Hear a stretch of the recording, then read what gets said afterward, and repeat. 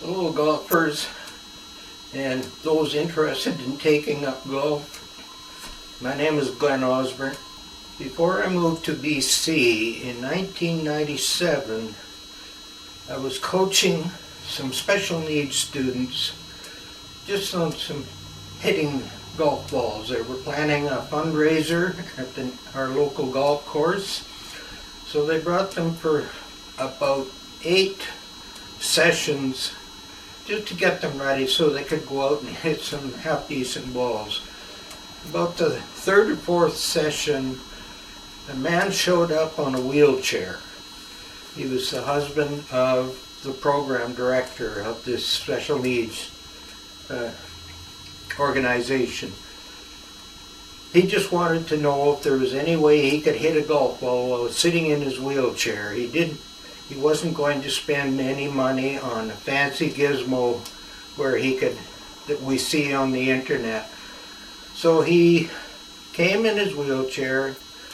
So I took 20 minutes out of coaching the special needs students to see if there was any way we could get him to hit a golf ball. The first thing that we had to ascertain was, could he turn his upper body while he was sitting in his wheelchair? We had to find out the extent of his paralysis. So we just did some tests, and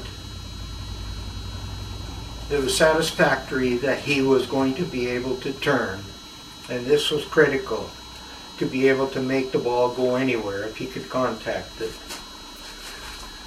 I'm sitting on the chair to resemble him sitting in his wheelchair. He could lock his wheelchair wheels so that when he did turns, he wouldn't be flailing around all over the place. He had a hand-propelled wheelchair that he brought to the lessons. He was going to use an electric wheelchair when it came time to go onto the golf course, because there were hills and that, and he wasn't going to be able to propel himself that way. But for the session, it was at a baseball diamond field. Yes, he used his hand wheel.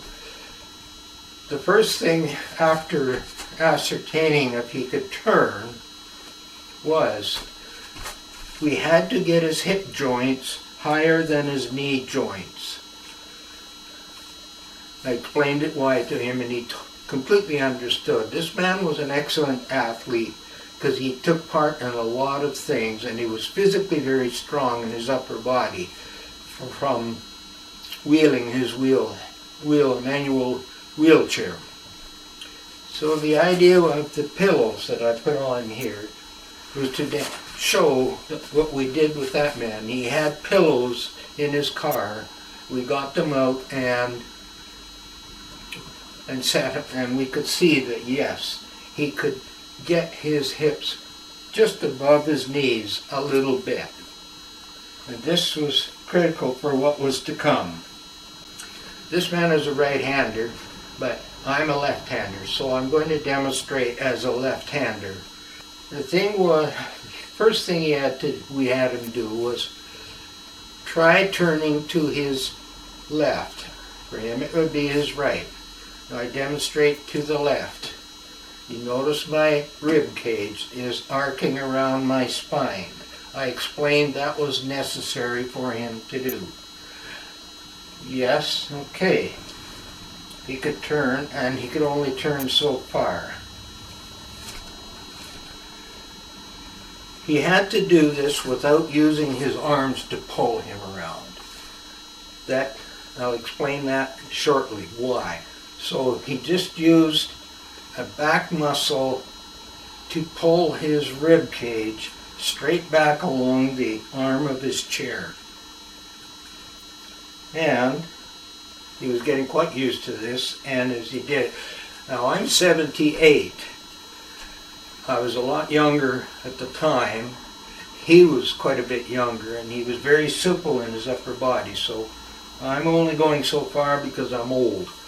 The next thing I wanted him to do was just hold his arms out straight and just hold them, clasp them together. I wanted to see if he could turn and keep his hands straight in front of his breastbone. He was not to do this. That was going to ruin his swing right at the beginning. If he could keep his hands in front of his breastbone, right where the collarbones meet, he had a good chance of getting good hits. To begin with, I had him hold his hand like this with his thumb up and grab his thumb. This was the beginning to holding a golf club. Once again, pull his rib cage to his right. Now, as he turned to the left, or his right, I wanted him to be aware that this abdominal muscle, tummy muscle we'll call it comes from the way around in the back across his tummy, that it stretched. As the further he turned, the more it stretched and got tighter and tighter. This is critical for what was going to come later.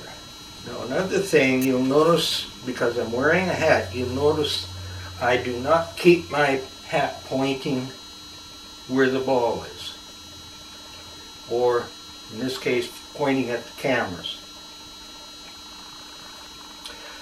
This would limit his turn immediately.